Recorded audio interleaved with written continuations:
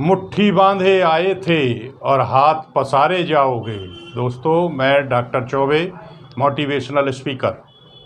आप अपनी पहचान इस दुनिया में स्वयं बनाइए। कुछ जानवर भी ऐसे हुए जो अपनी पहचान बना करके चले गए। आप तो इंसान हैं। रोते हुए आते हैं सब, हंसता हुआ जो जाएगा, वो मुकद्दर का सिकंदर जाने मन कहलाएगा। तो मुकद्दर का सिकंदर, खुद का मुकद्दर लिखने वाला सिकंदर मेरा नाम। आप अपने भाग्य के निर्माता स्वयं हैं। कोई इतिहासकार मत बनो जो इतिहास लिखें। एक क्रांतिकारी जीवन बिताइए, क्रांतिकारी बनिए और इतिहास रचिए।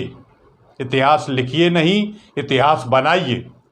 दुनिया में अगर किसी से पूछा जाए कि चेतक किसका घोड़ा था, तो कोई बता देता है कि राणा प्रताप का। भाले वाला क्रांतिवीर राजा कौन सा था, तो बता देते हैं कि राणा प्रताप। भाले के नाम से ही उसे लोग जान जाते हैं।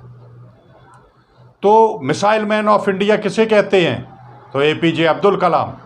तो कुछ लोग ऐसे कार्य करके चले गए कि आज उनके इतिहास अमर हो गए और लोग उन्हें क्रांतिकारियों के नाम से जानते हैं। तो इंसानों की तो बात छोड़िए, आप देखिए कि नर हो न निराश करो मन को, कुछ काम करो कुछ धाम करो, जग में रहकर कुछ नाम करो। कुछ काम करो कुछ काम करो, जग में रहकर कुछ नाम करो। आज आपको अपनी पहचान बनाने के लिए बहुत कुछ करना पड़ता है। चेतक कुछ ऐसा कर गया कि आज पूरा इतिहास उसका स्वर्ण अक्षरों में लिखा गया। भाला देखिए निर्जीव चीज है। चेतक चलो जानवर होकर उसने किया, आप इंसान होकर नहीं कर पा रहे हैं।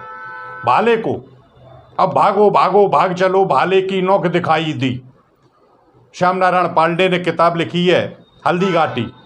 तो आप जीवन में चाहे कंपटीशन के क्षेत्र में हो, सामाजिक क्षेत्र में हो, राजनीति के क्षेत्र में हो, विज्ञान के क्षेत्र में हो, स्पोर्ट्स के क्षेत्र में हो, किसी भी क्षेत्र में हो आप, लेकिन कुछ ऐसा करिए कि कम से कम दुनिया उसको याद करे। आपके घर वालों को आपके ऊपर गर्व हो, आपके माँ बाप गर्व से कह सकें कि ये मेरी संतान है। दोस्त कहें कि हाँ मेरा दोस्त है।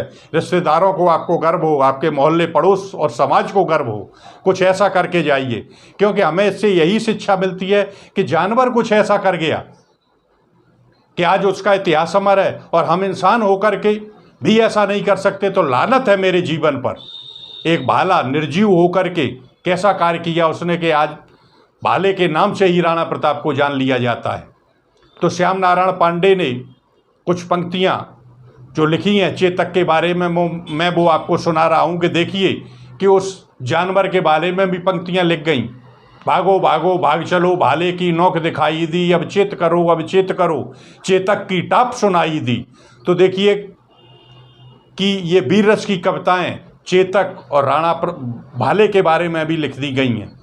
तो आप इंसान होकर के इससे ये शिक्षा लें कि आप भी कुछ करें।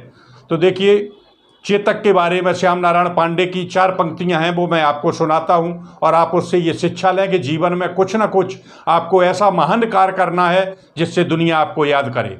रणबीच चौकड़ी भर भर कर चेतक बन गया निराला था, राणा प्रताप के घोड़े से पड़ गया हवा का पाला था। गिरता न कभी चेतक तन पर, राणा प्रताप का कौड़ा था, वह दौड़ रहा अरिमस्तक पर या आसमान पर घोड़ा था। जो तनिक हवा से बाग हिली, यानी उसकी जो लगाम थी वो हवा से भी अगर हिल जाए, जो तनिक हवा से बाग हिली लेकर सवार उड़ जाता था, और राणा की पुतली फिरी नहीं तब तक चेतक मुड़ जाता था। कौशल दिखलाया चालों में, उड़ गया भयानक भालों में, निर्भीक गया वह ढालों में, सरपट दौड़ा कर बालों में, है यहाँ नहीं अब यहीं रहा, थी जगह न कोई जहाँ नहीं। बढ़ते नदसा वह लहर गया, वह गया गया फिर ठहर गया। भाला गिर गया गिरा निसंग है, टापों से खन गया अंग, बैरी समाज रह गया दंग, घोड़े का ऐसा देख रंग। तो इस तरीके का वो घोड़ा था। जब उसने ऐसे महान कार्य किए और एक पैर कटने के बाद भी, जब उसके 3 पैर रह गए थे, एक पैर कटने के बाद भी राणा प्रताप को दौड़ा करके ले गया और जब सुरक्षित स्थान पर पहुंचा दिया तब उसने छोड़ा। ऐसा वफादार घोड़ा, तो आज उसका इतिहास अमर हो गया। 48 पंक्तियां लिखी हैं भाले के बारे में श्याम नारायण पांडे ने। तो आप इंसान हैं, इससे कहानी से, छोटी कहानी से, चेतक और राणा प्रताप के भाले के उदाहरण से हमें ये शिक्षा मिलती है कि कम से कम इंसान होकर के हम ऐसा कार्य अवश्य करें कि दुनिया हमको याद करे और आगे आने वाली पीढ़ी जो है हमारा अनुसरण करे। तो युवा वर्ग से मुख्य रूप से हमारा यही अनुरोध है कि उनकी ये पीढ़ी है और उसमें इस तरीके के आगे चल कर के वो कार्य करें ताकि आगे आने वाली पीढ़ी उन्हें याद करे और उनका अनुसरण करे। जय हिंद, जय भारत।